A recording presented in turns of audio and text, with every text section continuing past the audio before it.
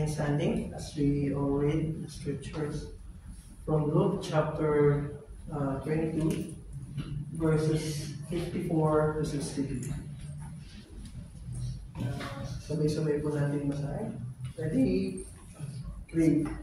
Then they sent him, and he obeyed, bringing him into the light of his house. And Peter was following at a distance. And when they had kindled the fire in the middle of the courtyard, and sat down together, Peter sat down a moment. Then a servant girl, seeing him as he sat in the light and looking closely at him, said, "This man also was with him." But he denied it, saying, "Woman, I do not know him." And a little later, someone also came and said, "You also are one of them." But Peter said, "Man, I am not."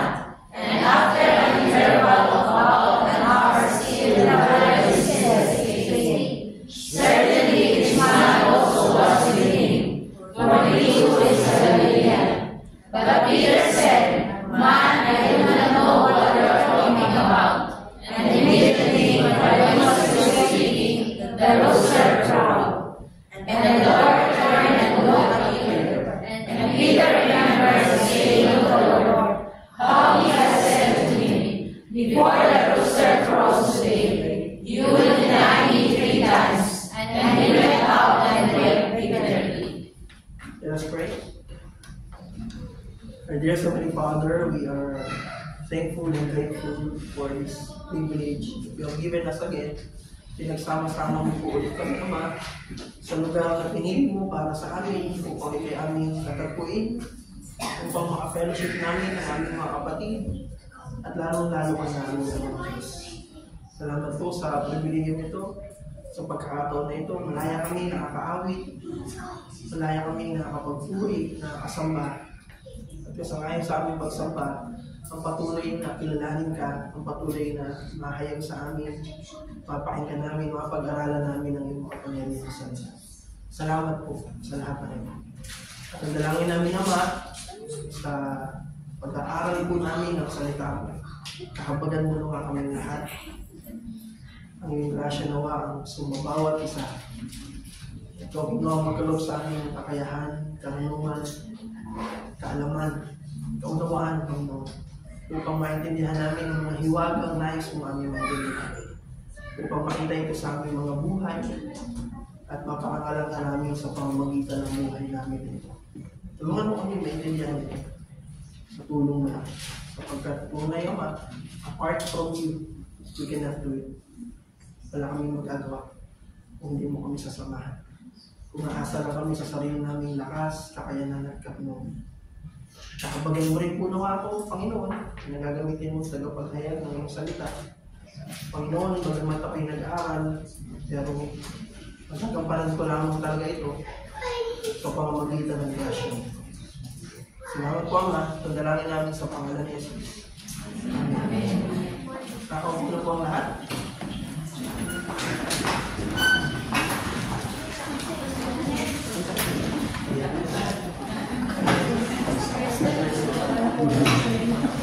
Sa pinagpalang natin po sa ating lahat.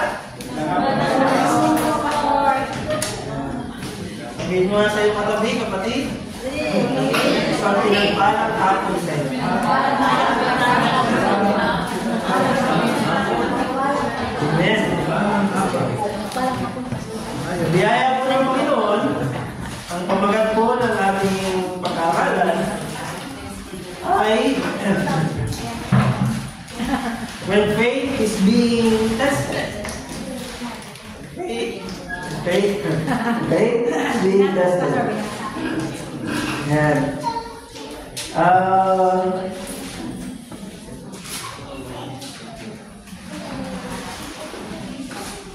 Ito po ay kadugtong mismo nung pinag-aaral natin last week. Ano po? Kung saan naganap ang pagkataksil ni Judas. Dinakip nila ang Panginoong Jesus sa halamanan ng Gethsemane. At dinala ang Panginoong Jesus dito nga sa bahay ng pinakapuno pari. ng mga video. Yan yung basahin ko ulit. Yan. Dinakip nga nila si Jesus, sabi sa verse 54, at dinala sa bahay ng pinakapunong pari ng mga Hudyo. Si Pedro naman ay sumunod sa kanila. Ngunit malayo ang agwa. So, this time, pansin niyo lang, mula nung nakaraan, ba medyo katapang-katao si Pedro. Yung sinabing, mananagaan po kami. Bumuno, nanaga. Buti na lang, tayo na lang ang tinamaan. Sabi nga, nagkala natin last week, alam mo, tinamaan din yung banda rito. Ang buti, hindi, alam sa yung teaching ni Pastor Joe, ang nakita natin, hindi nikit yung o pinagaling yung tenga, hindi yung legs. So, yun yung nangyari. Pero pagkatapos nun, talagang it gets real. Ito na, lunin na siya. And if we will put it in the context nung panahon yun, ngayon kasi, diba, nakita tayo ng mga ina-aresto. Diba, ako, nakikita nyo yung kalimitan. Sa US, diba, may mga racist na pag ibang kulay yung hinuhuli, diba, medyo brutal sila. Mas maraming nag-react, maraming nag-dislike ng mga video. Kasi nga, may principles of human rights. May essence of human rights sa atin. Noon wala.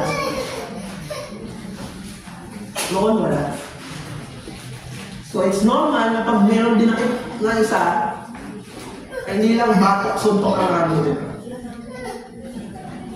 Nakayo mo yung point? Iba yung context noon.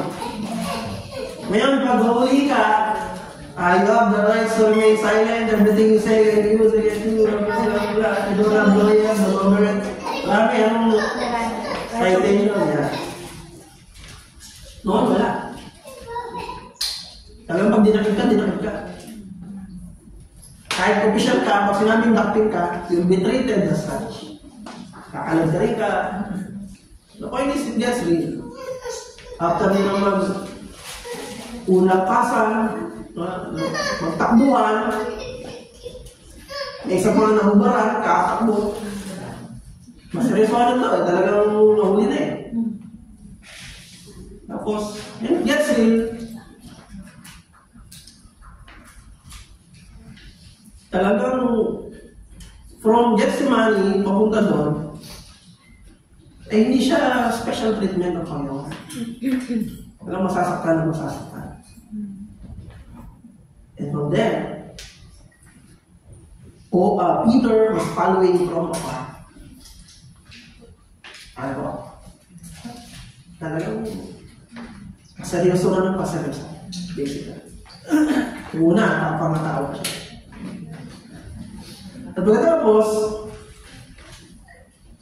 pero seryoso na, nandun na yung mga tao, nagkakatipo na yung mga tao. So, nakayupo siya. Kami nagsiga sila sa gitna ng patio at naupo sa paligid ng apoy. At si Pedro ay nakiumpok sa kanila. So, maraming nandun, nakiumpok siya. Una, verse 56, nang makita siya ng isang babae, siya ay pinagmastang mabuti. Pagkatapos ay sinabi ng babae, kasama rin ni Jesus sa tao ito. This is from a doorkeeper. Sabi sa ibang aklat, si babae nito, yung unang nag-comment ay doorkeeper. So, malamang, ilang beses niya nakita, Panginoong Jesus, parito. Panumukhaan niya. Kasama rin ni Jesus sa tao ito. Ngunit ikinayla iyon ni Pedro. Aba, hindi ko nga yan kilala. Sabi ni Peter. Pagkaraan ng ilang sandali, mayroon muling nakapansin sa kanya at tinanong, hindi ba't kasama ka rin nila? Sumagot siya, nagkakamali kayo, Ginoo. Pero take note, itong pangalawang ito yung nasa John 18:26.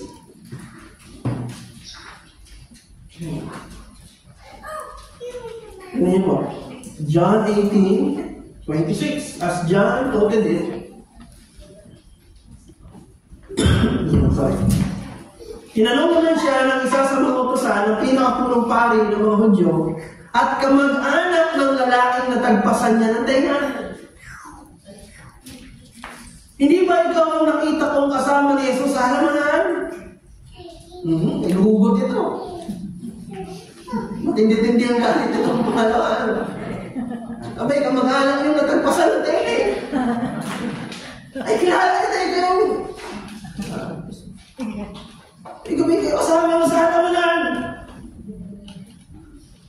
Ngunit, anong sinagot ngunit? Si Pedro. Sabi sa Lucas, muli niya ikinayla.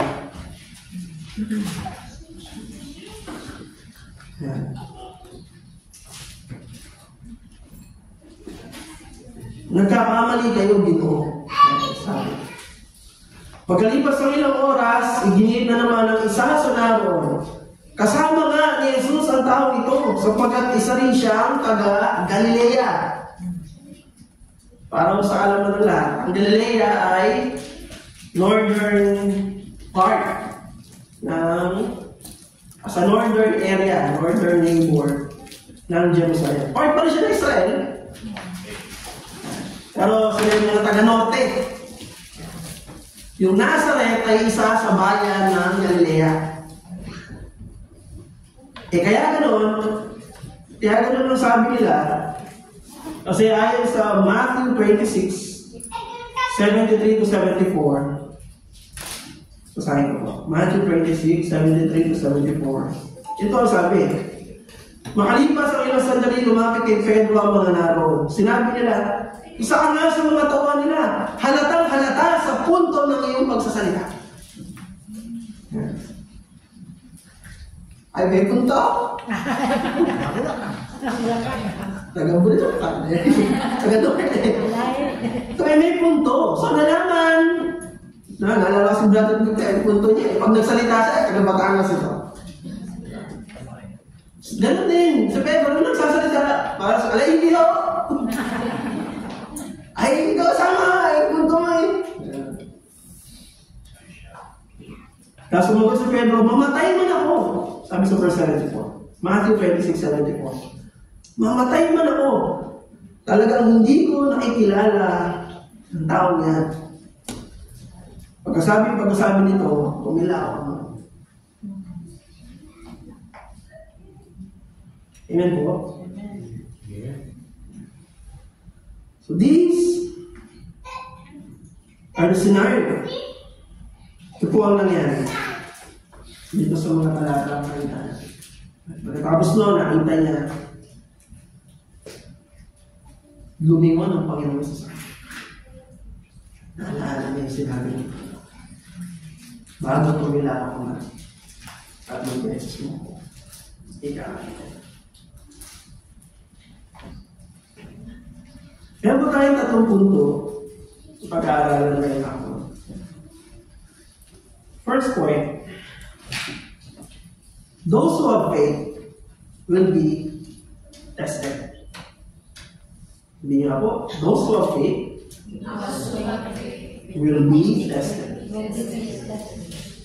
Nagsimula yung context nito, particular dun sa pangyayari ng kay Pedro, sa pinag-aralan natin noong mga nakaraang buwan.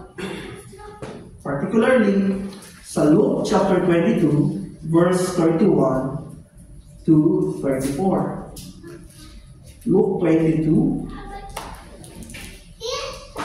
31 hanggang 34. Ito yung sinabi ng Panginoon Jesus. Simon, Simon, hiniling ni Satanas na subukin kayo tulad sa pag-aalis ng ipa sa mga trigo. Subalit, idinalangin kita upang huwag manghina ang iyong pananampalataya. At kapag nagbalik loob ka na, patatagin mo ang iyong mga kapatid. Sumagot si Pedro, Panginoon, handa po akong mabilanggo at mamatay na kasama ninyo. Exclamation point. Ngunit sinabi ni Jesus, Pedro, tandaan mo ito. Bago tumilaw ang manok sa araw na ito, ay 3 beses mo akong ikakila. Amen po.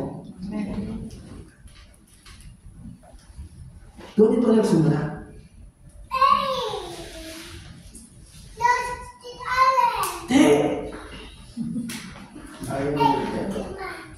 Lord, binalanggo nila ayaw, may binalanggo rin ako.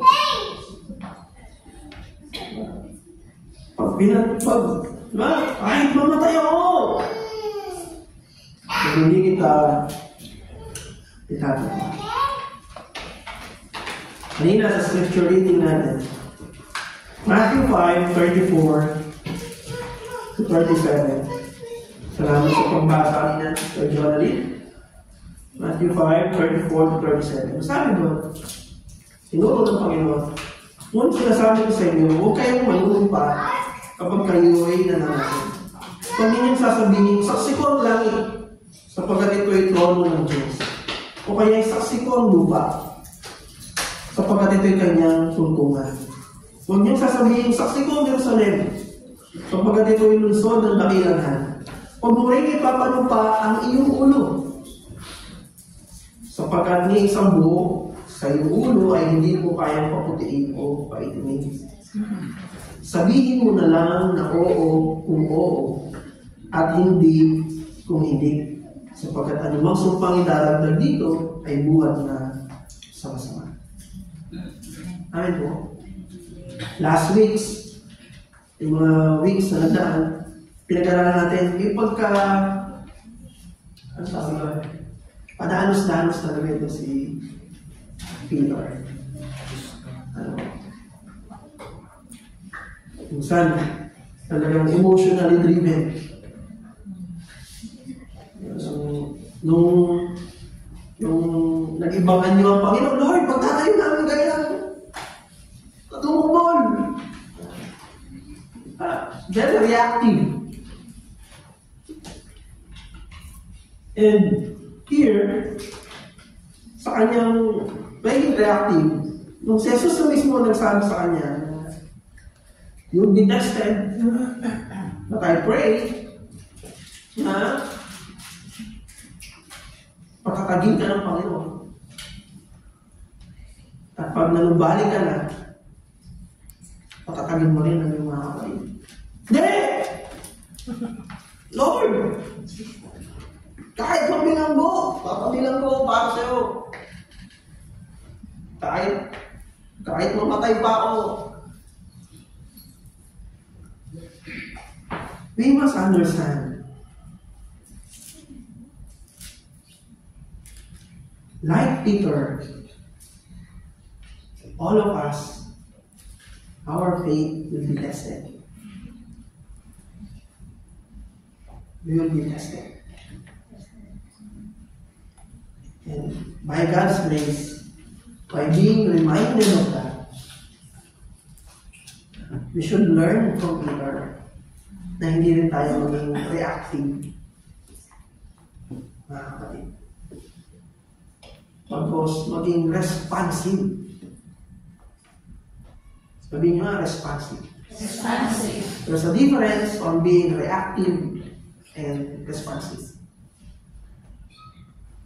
Siguro, may simpleng explanation doon. Reactive is more on being emotionally driven. While responsive is taking a step back, unawain mo na nangyari. Sa ating konteksto, hindi ng tulong sa Panginoon. At mag-response ng tama sa lahat ng sitwasyon. Kanina, pinag-aralan natin, there's a time for everything. There's a time for everything. Lahat. Panahon ng pag-alaman, panahon ng kalimutan. Panahon ng kasaganahan, panahon ng paghihirap. You should understand that. Panahon na may trabaho tayo, panahon na wala.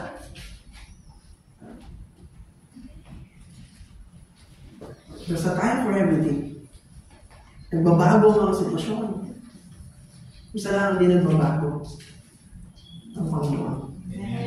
Ang kanyang mga pangako. Ayun ang pwede natin pangawakan sa pabago-bagong season. Amen po. For all of us, we'll be tested. It is part ng ating journey bilang mga mananampalataya. Just like Peter. And just like Peter, we tend to react.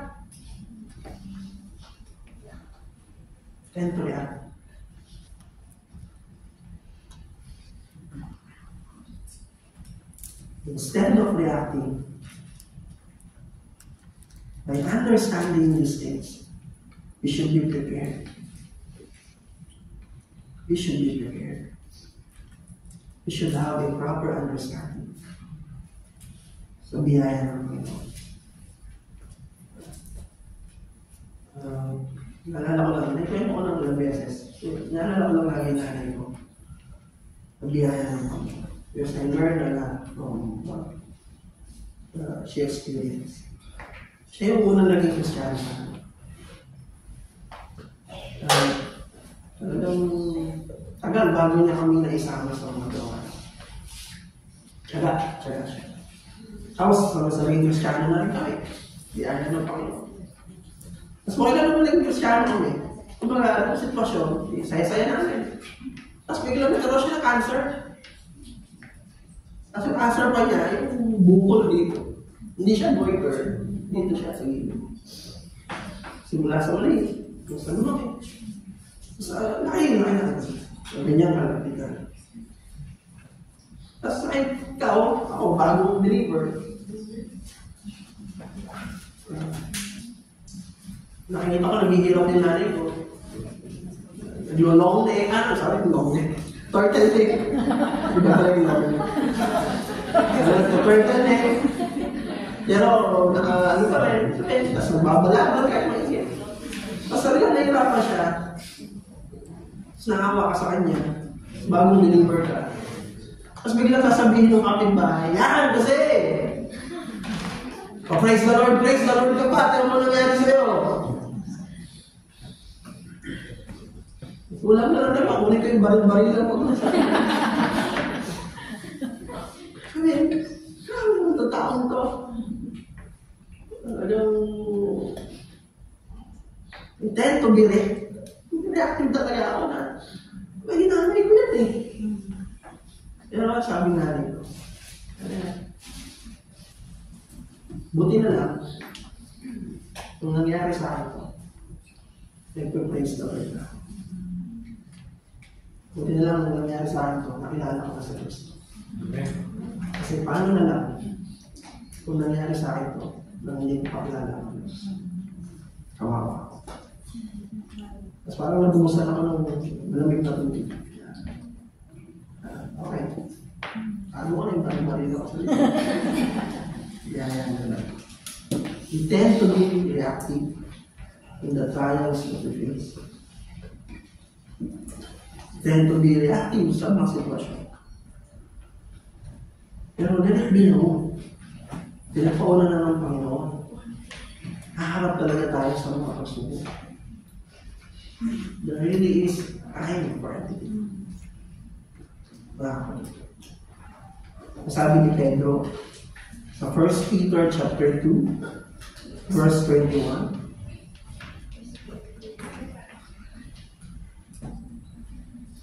Basahin ko po. Ito po ang sabi niya. Coming from Him. Ang pagtitiis ng hirap ay bahagi ng pagkatawag sa inyo ng Diyos. Sapagkat nang si Kristo ay magtiis para sa inyo, binigyan niya kayo ng isang halimbawang dapat tularan. Amen po.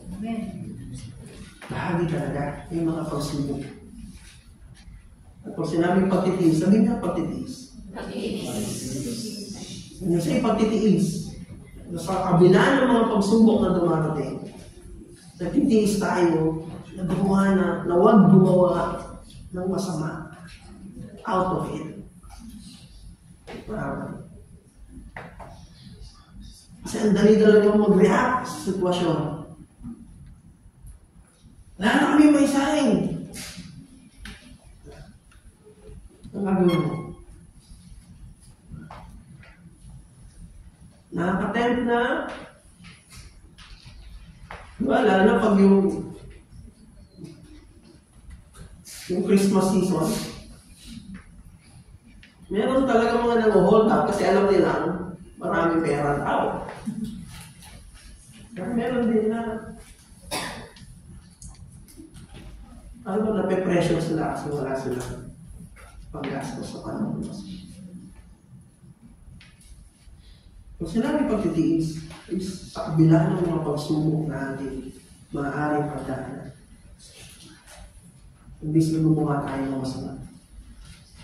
Mas pinipili natin magtiis kaysa sa makagawa ng masama. Tulad ni Kristo, nagbigay siya ng halimbawa. Bagamat dumanas siya ng mga hirap,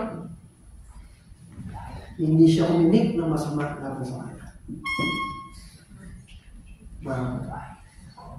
Ang pagtitiis ay bahagi ng pagkatao. Bagamat of course, here is a more wiser Peter. And he wrote 1 Peter. Unlike dito, siguro he learned from his mistakes. O siguro, yun talaga. Naitip na siya. Ano nangyari? Ay, hindi ko kilala.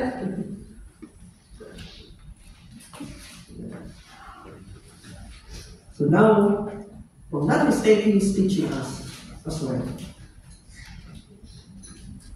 Kaya tingnan po ang sabi sa 1 Peter, again, chapter 1, verse 6 to 7.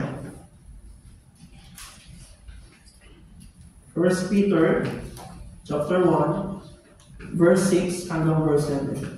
Ito ay dapat ninyong ikadala, kahit na maaaring magdanas muna kayo ng iba't ibang pagsubok sa loob ng maikling panahon. Ang ginto na nasisira ay pinaparaan sa apoy upang malaman kung talagang nalisan. Na hindi naman ang inyong pananampalataya na higit na mahalaga ay sa ginto ay pinaparaan sa pagsubok upang malaman kung talagang tapat. Sa gayon, kayo'y papupurihan at dadailain at pararangalan sa araw na mahaya si Kristo. Yan po. Learning from His experience. Maaaring magdanas kayo ng iba't ibang pagsubok sa loob ng maikling panahon. Ang ginto na nasisira ay pinaparaan sa apoy para malaman kung tunay. Meron din ang pananampalataya na higit kaysa. And if you will have the proper understanding ko, sa verse 5, sapagkat kayo sumasampalataya, ihatag kayo ng kapangyarihan ng Diyos habang hinihintay ninyo ang kaligtasan niya na ihahayag sa katapusan ng panahon. Ito'y dapat ninyo ikadala kahit na maaaring magdanas kayo ng iba't ibang pagsubok sa loob ng maikling panahon. Peter is talking about everlasting life. Peter is talking about salvation from God. Everlasting life with God in heaven. Ayun po. And you should be in joy. Dapat kayo magalak. Bagamat, maaari kayo magdanas ng pagsubok sa loob ng maiksing panahon. Sabi niyo, maiksing panahon. Maiksing panahon. Ano ba yung maiksing panahon? Short.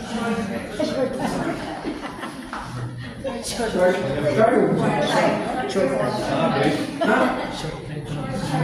Ano tinutukoy dito?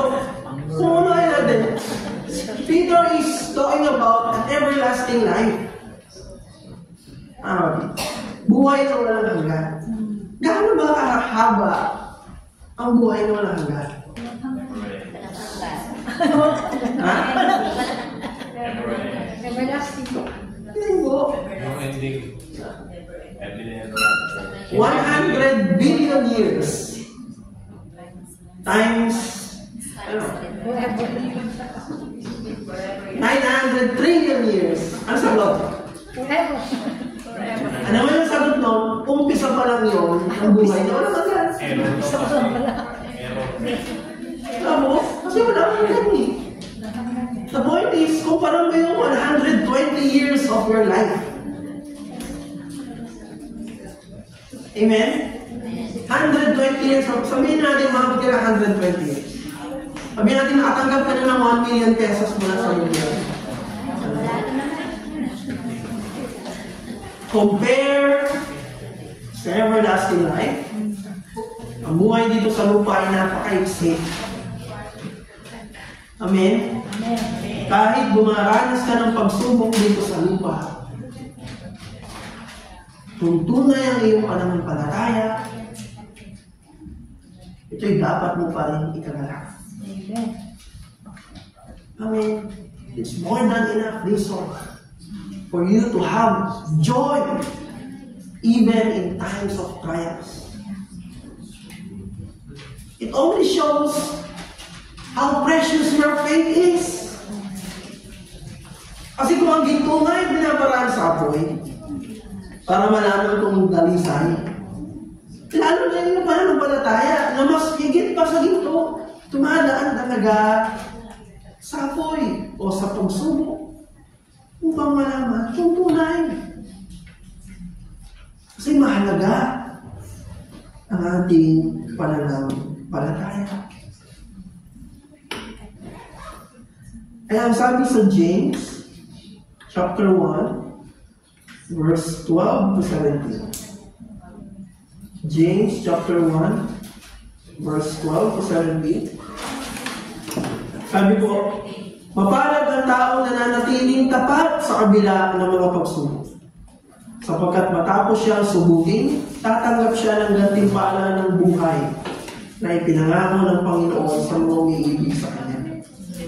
Huwag sabihin nino man na tinutokso siya ng Diyos kapag siya'y dumaranas ng pagsubok. Sapagkat ang Diyos ay hindi maaaring matukso at hindi rin naman niya tinutokso ang kahit sino. Natutokso ang tao kapag siya'y naakit at nagpatangay sa kanyang sariling nasa. Kapag ang nasa ay tumubo at nag-ugat sa kanyang puso, magbubunga ito ng pagkakasala. Kapag ang kasalanan ay lumalat, ito yahantong sa kamatayan. Huwag kayong padaya, mga kapatid kong minamahal. Ang lahat ng mabuti at ganap na kaloob ay buhat sa Diyos mula sa Ama na lumikha ng mga tanglaw sa kalangitan.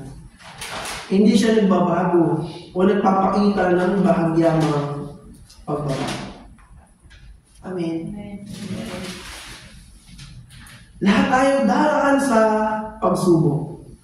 Pero God doesn't cause evil things in our lives. Kaya malinaw po po yun. Hindi siya gumagawa ng mga masamang bagay. Malinaw na pag masama ang nangyayari sa'yo, it is caused by the devil. Ayaw mo? Because the thief came to kill, steal, and destroy. Yun talaga ang gawain niya. Guluhin ang buhay mo.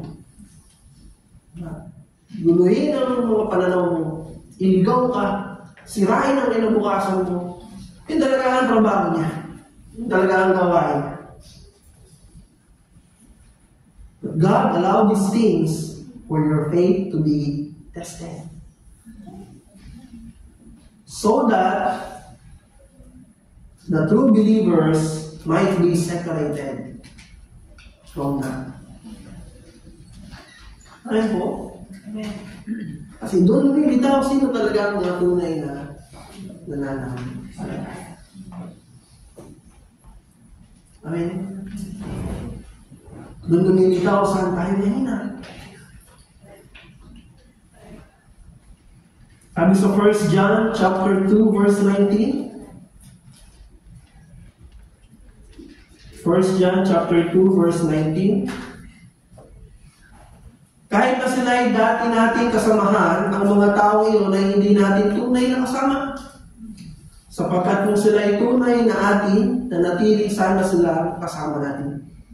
Ngunit umalis sila, kahit maliwanag na silang lahat ay hindi tunay na atin.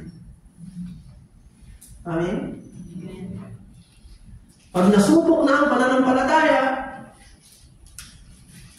doon lumalabas sino ang mga tunay, sino ang mga hindi. Pag ang usapan na, ang buhay na ang usapan. Ba't trabaho ko na ang nakasalalay?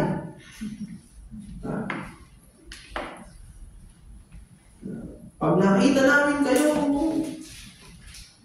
nagwo-worship, i-deport namin kayo. Kahit i-deport nyo ako sa Africa. Tapos tumila.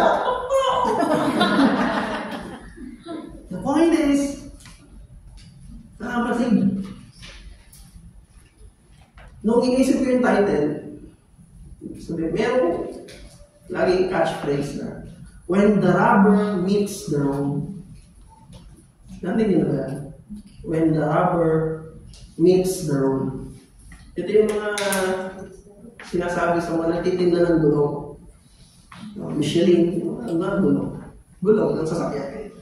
Maganda itong gulong na to! Rubber, yung gulong. Maganda itong gulong na to! Maganda! Talagang first class!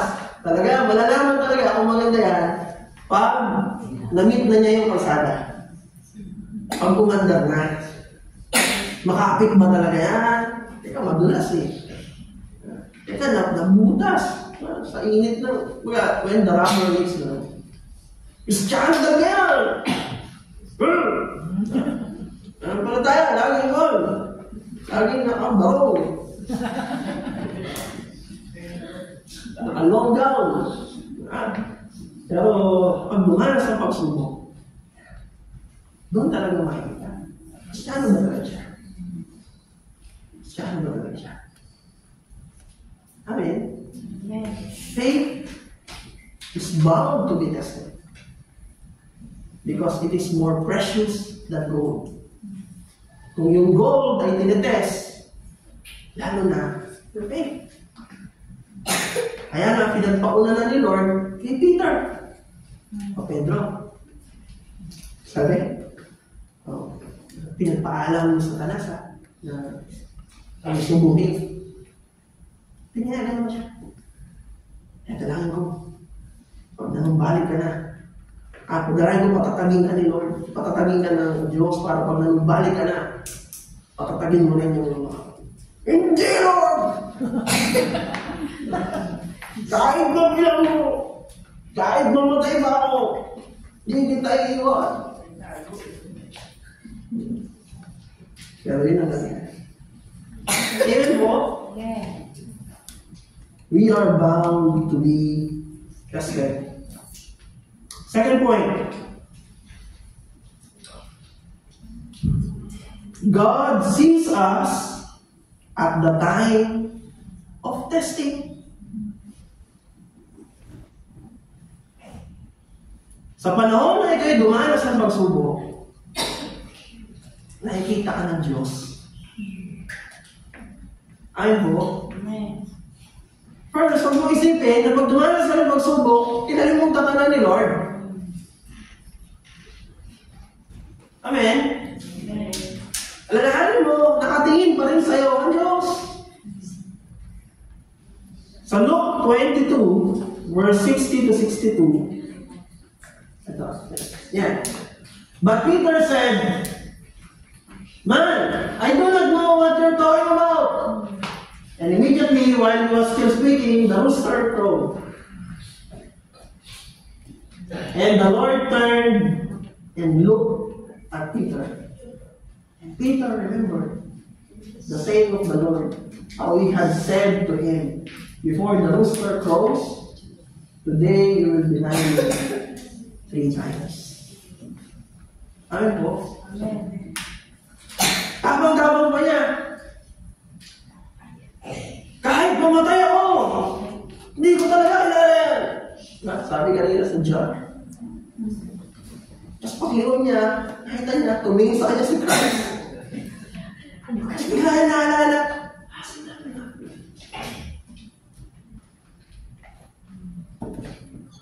Amen. Amen. Point is, even at times of trials, nakatingin ang Panginoon. That's why,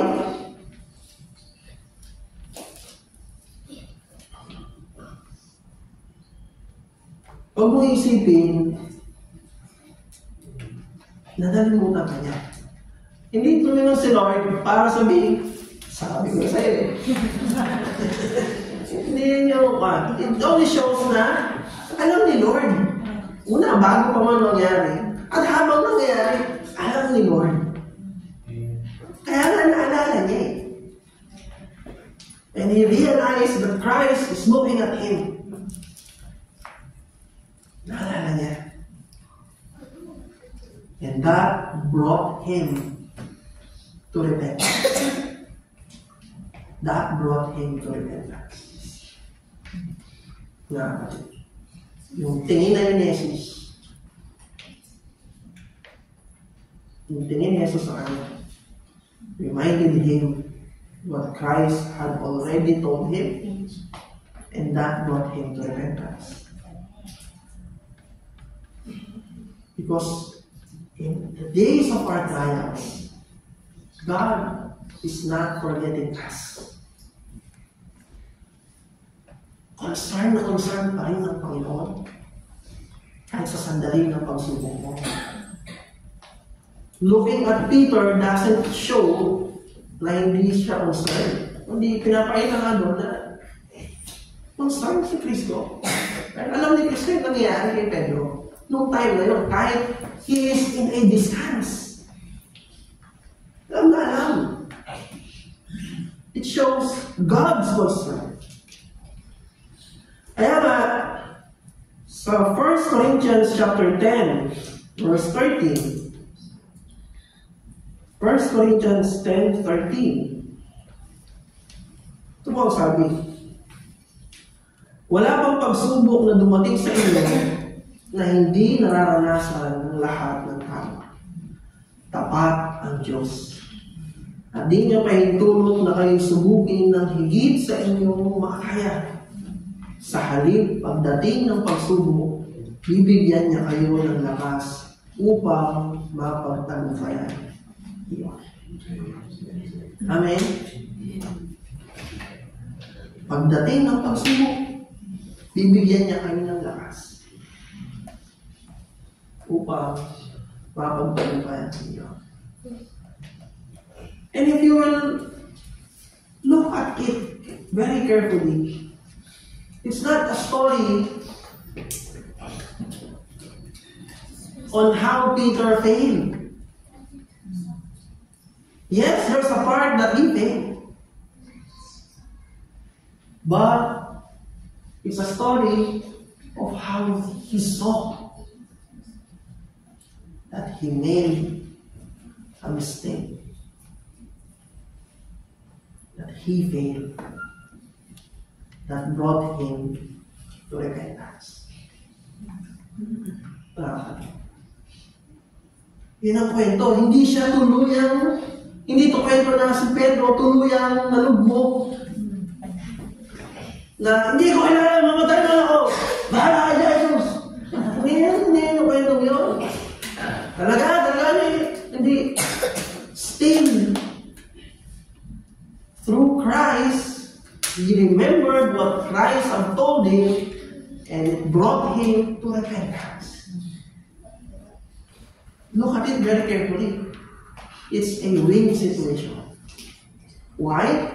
Because he understood kung saan siya nagkulang, nagkasala, nagkamali, at siya ay nag-repent. Amen. Amen. Yun ang nangyari. With one look from Christ. Isang tingin ni Jesus, he was reminded. Sinabi niya, and it brought him to repentance. Si Pedro nakuha sa tingin. Sa tingin. Tingnan mo kayo katabi mo.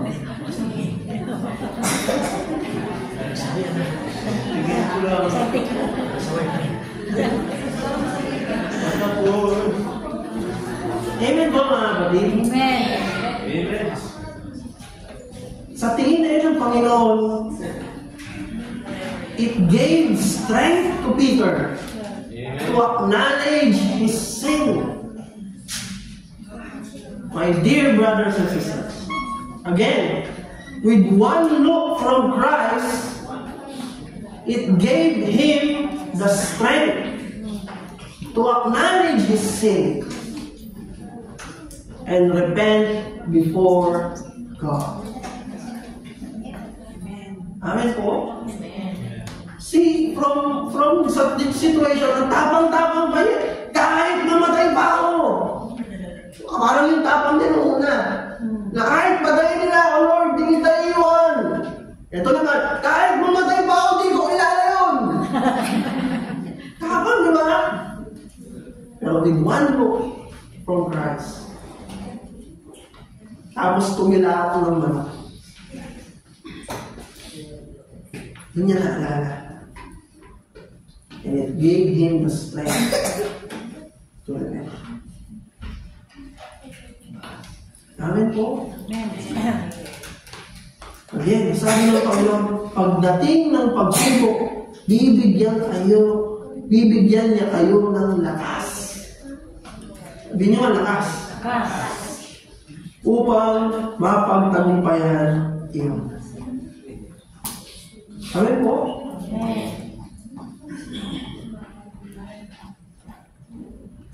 Sino pong magtatagumpay? Sinong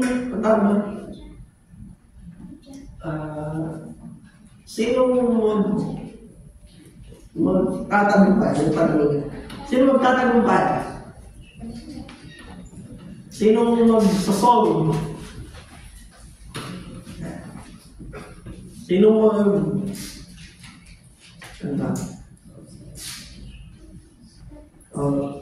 sino magsasolve ng pagsubok?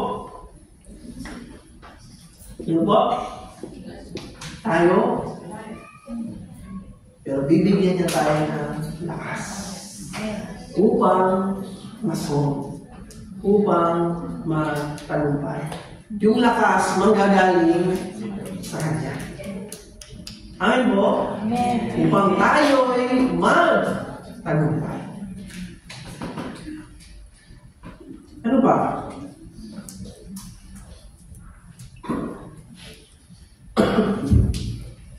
Matthew 11:28 to 30.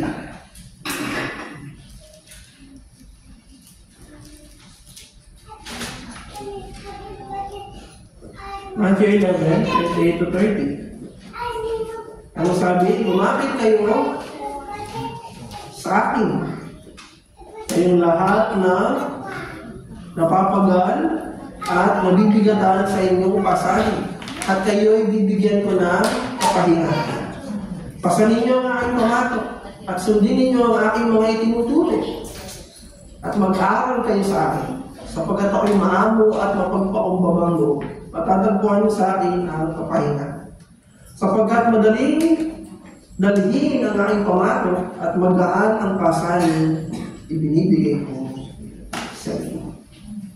You could have strength through Christ himself. Now, in Hebrews 13:5 says,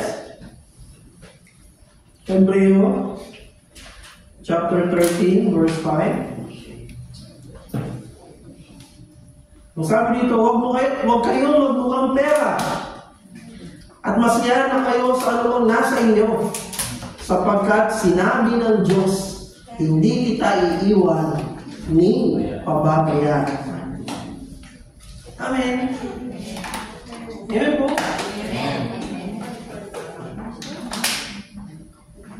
God sees us at the time of testing. Mga kapatid, sa oras ng pagsubok, huwag natin isipin iniwan tayo ng Panginoon. Amen? Because alalahanin natin na katunghay ang Panginoon sa atin. At sa oras ng pagsubok, hindi tayo nalalayo pa sa Diyos. Because kung yung lakas ay nasa Kanya, kung yung solusyon ay maaaring manggaling naman sa Kanya, tingin tayo na lalo kang magsumiksik sa Panginoon. Amen po? Amen. Lalo tayo lumamig sa Panginoon. And the third point, true believers who fall into sin repent. Amen po? Ang mga totoong mananampalataya na nagkakasala ay nagsisisi. Malinaw po. And he went out and wept bitterly. What is the difference of Judas and Peter?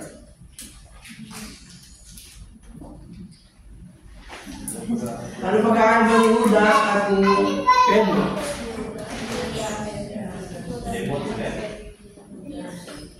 Pareho naman silang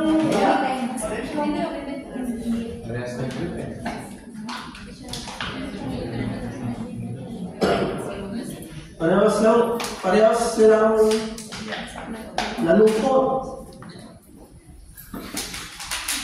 Alam niyo ba yung difference? Hindi nagpakamatay parehas. Judas has no faith. Wala siyang pananampalataya. He has a conscience because he is created by God. But he has no faith in Christ. Gaya ng nasasabi sa Matthew 27 verse 3 to 5. Ano sabi? Matthew 27 3 to 5. Sabi dito, nang makita ni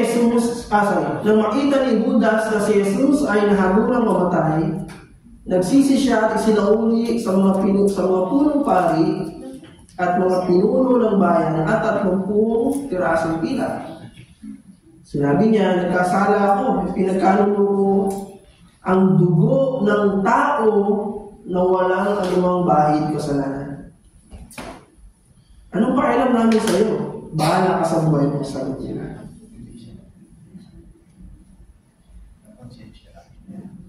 So, meron siyang pagkakonsensya. Pero, doon sa tao, na alam niya wala namang ginawa masama. But, according to John 6:70, 1:6-70, ito po ang sabi. Sumagot si Jesus, hindi pa ako humirang sa inyong 12? Sa kabila nito'y dyablo ang isa sa inyo. Amen po? From the very start, the Lord knows. Walang pananampalataya si Judas. And in John chapter 13, verse 10 to 11. After nung Lord's Supper, nung hinugasan na ni Jesus ang mga paa, anong sabi niya? Ito po ang sabi, sumagot si Jesus, ang nakapaligo na ay hindi na kailangang hugasan maliban sa kanyang mga paa, sapagkat malinis na ang buo niyang katawan. At kayo ay malinis na, subalit hindi lahat. Dahil kilala ni Jesus kung sino ang magkakanulo sa kanya. Sinabi niya, malinis sila, subalit hindi lahat. Amen po. Alam niya, kilala niya lahat. Kilala yung 12. Alam niya yung puso nila lahat. Alam nila na nananampalataya ng tunay yung 11. At yung isa ay hindi pa nakaranas ng totoong kapakawalan mula sa Diyos. Dahil wala pa siyang pananaw. Dahil wala siyang pananampalataya. Amen? Amen. True believers who fall into sin repent.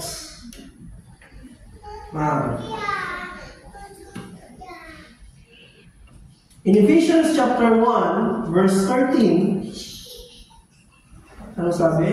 Efeso chapter 1, verse 13.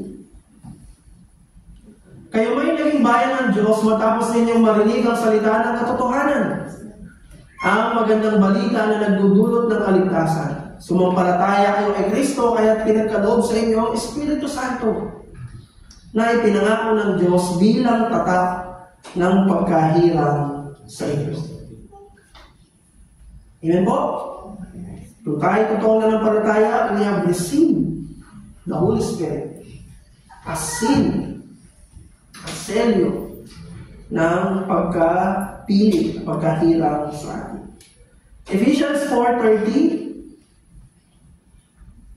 Ang sabi po sa Ephesians 4, verse 30, at huwag ninyong saktan ang kalooban ng Espiritu Santo ng Diyos, sapagkat siya ay ang tatak ng Diyos sa inyo, ang katibayan na kayo'y tutubusin pagdating ng takdang araw. If you have received the Holy Spirit, kung ikaw ay totoong nanampalataya na sa Kanya, and you are sealed with God's Spirit, if we sin, it will cause for the Holy Spirit to grieve. Amen po. And that grief will lead us to repentance.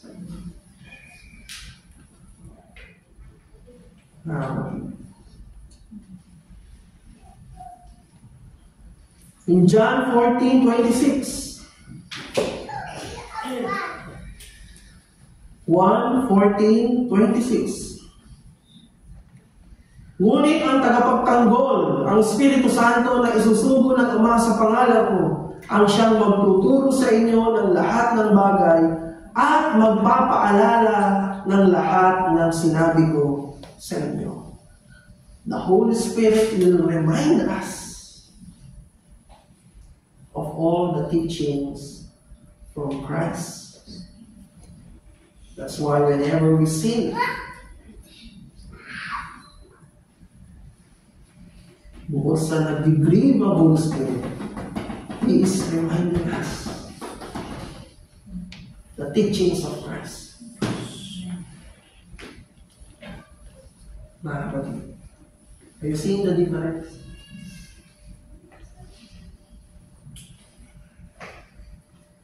Hindi lang siya basta nakukonsensya ka. Know that God is hurt sa iyong ginagawa. And He is reminding you kung ano bang dapat mong gawin. Ang dapat mong ginawa. Ano bang tinuro ng Panginoon. Amen po. Amen. In 1 John chapter 1, verse 8,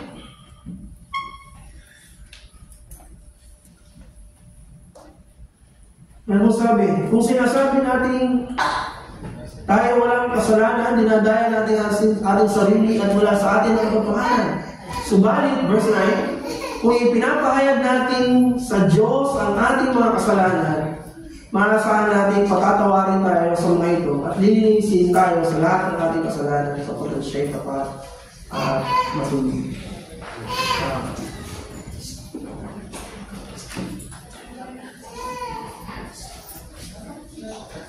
And in John 21, verse 5 to 6.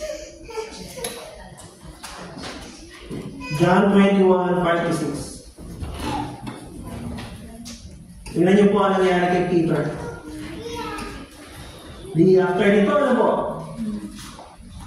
Nung nabuhay na muli ang Panginoon, sinabi niya, mga anak, meron ba kayong huli? Kasi nangingisda sila eh. Wala po!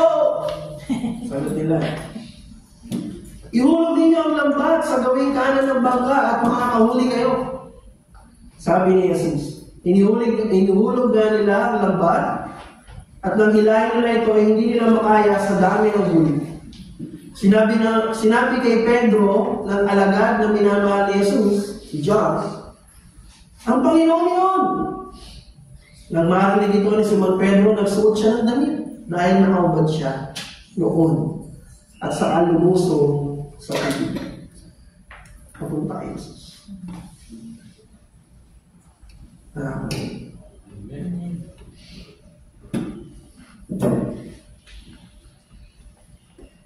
True believers who fall into sin.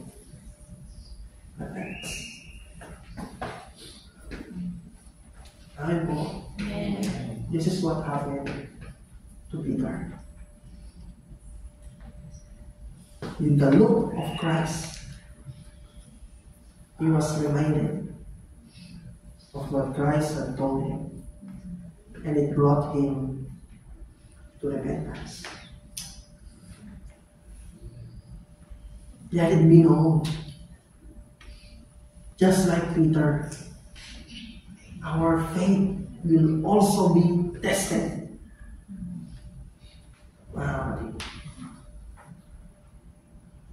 Because our faith is more precious than gold. That's why daranas din tayo ng pagsubok. Pero huwag din natin kalilimutan ang sinabi sa 2 Corinthians chapter 12.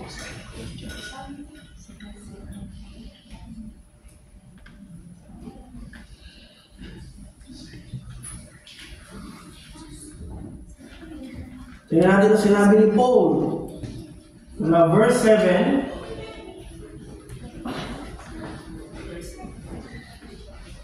Hanggang verse 10. Ay, ito ba?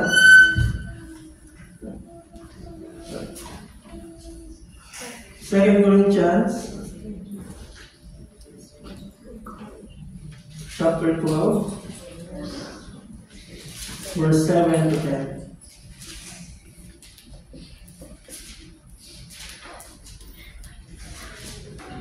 Yeah. And lest I should be exalted above measure by the abundance of the revelations, a thorn in the flesh was given to me, a messenger of Satan to buffet me, lest I be exalted above measure. Concerning this, I pleaded with the Lord 3 times that it might depart from me. And he said to me, my grace is sufficient for you, for my strength is made perfect in weakness.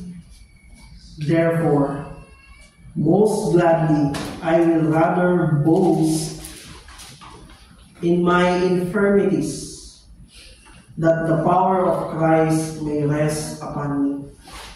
Therefore, I take pleasure in infirmities, in reproach, in needs, in persecutions, in distress for Christ's sake. For when I am weak, then I am strong. Amen. We will face trials after trials in these very short lives of ours here on earth. Sa maiksing buhay natin dito sa lupa, opo, daranas tayo ng marami at iba't ibang pagsubok. Pero malinaw ang sinabi ng Panginoon, my grace is sufficient for you. Ang grasya ko ay sufficiente, ay hindi magkukulang para sa iyo. Kung kailan ka mahina, dahil kay Kristo, doon ka lakas. Dahil hindi nagkukulang pa. We will be tested. Hindi laging panahon ng kagalakan. Darating at darating ang panahon ng kalungkutan. Darating at darating ang panahon ng hamon ng buhay. But the grace of God is always sufficient for those who truly believe and trust Him, so that His name will be glorified. So that His name will be glorified. Amen po? Amen. Sa biyaya po ng Panginoon, kung paano si Pedro mismo ay natuto sa karanasan niya nito. Nawa, matuto rin tayong lahat sa nangyari nito kay Pedro.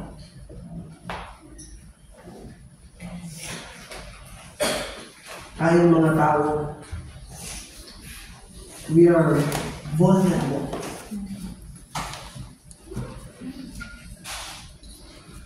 We are weak on our own. We are strong through Christ. Yes. Pero maraming pagkakataon na nagkakasala pa rin tayo. Nagkukulang pa rin tayo. It is not a license for us to continue doing it.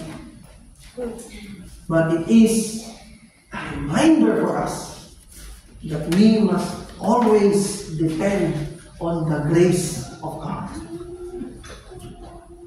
Amen? Amen. Because apart from Christ, you cannot do it. It is only by His mercy and grace tayo ay maaaring magtagumpay.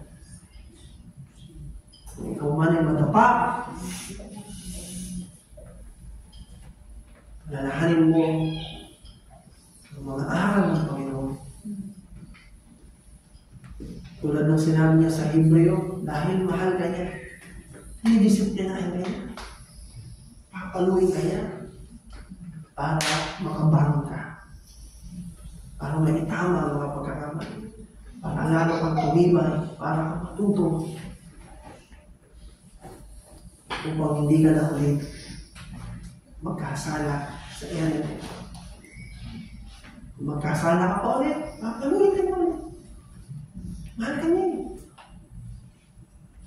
Yun ang ginagawa ng isang nagmamahal ng magulang sa kanyang anak. Dinidisiplina. Tinuturuan. Upang matuto. Upang sa mga susunod, siya yung magtagumpay. Amen po? Amen. Muli, sa biyaya ng Panginoon, habang patuloy tayong lumalago sa pagkakilala sa Panginoon, patuloy tayong dumipende sa grasya at habang ng Diyos. Lalo na sa mga hamon ng buhay na ating kakaharapin sa buhay na ito. Sa biyaya po ng Panginoon, ito po ang mga aral mula sa Panginoon. Palapakan po natin. Ayaw mo na namin. Ama naming Diyos na buhay at makapangyarihan sa lahat. Gusto ang pasalamat namin sa iyo sa pagbibigay mo ito. sa pagkakataon na ibigay mo sa amin. Muli, patuloy kami malaya na nakapag-aaral ng salita. Panginoon, inihayag mo sa amin ang isang napakahalagang bahagi ng iyong kasaysayan sa lupa. Kung saan ang isa sa iyong mga alagad, si Pedro, sa kanyang kahinaan, ikay kanyang itinatwa ng 3 beses. Gaya ng pinagpauna mo sa kanya, siya ang nangyari. Salamat po dahil pinakita mo na walang pwedeng magmalaki. Sino man sa amin. Si Pedro nga, 3 taon kanyang nakasama. Pero sa huli nagkasala pa rin siya. In the same way, pinakita mo rin how gracious you are and how merciful you are. Kung paano tinulungan mo siya and brought him to repentance. May you continue to work in our lives as well, our dear Heavenly Father. Patuloy mo naman kami hubugin in our vulnerabilities, in our weaknesses. Tulungan mo kami. Sa iyong biyaya at habang palakasin mo naman kami. Disiplinahin mo naman kami, Panginoon, kung kinakailangan. Hubugin mo naman kami, Panginoon namin Diyos. Upang makita sa amin yung nais mo makita sa amin. Matutunawa kami mula sa iyo. Maging malakas naman kami upang magawa namin magtagumpay sa lahat nito sa pamamagitan ng lakas na nagmumula sa iyo. Patuloy mong ipaalala sa amin sa pamamagitan ng Banal na Espiritu ang mga aral na itinuturo mo kami. Continue to mold our hearts and our mind. Upang katagpuan mo sa amin talaga yung nais mo makita sa amin. Bilang yung church, hubugin mo kami lahat. Pabigkis kami ng pag-ibig. Makita sa amin ang pagtutulungan, pagmamahalan, ang disiplina, pagtutulungan sa pagdadala ng pasahe. Upang sa lahat ng ito, tunay ka namin maparangalan. Malaman ng lahat na kami ngayon mga alagad mo. At maparangalan ang pangalan mo sa pamamagitan ng mga bunga na nakikita sa mga buhay namin. Just we pray to you, Father, with the help of your Holy Spirit, in Jesus Christ's mighty name we pray. Amen.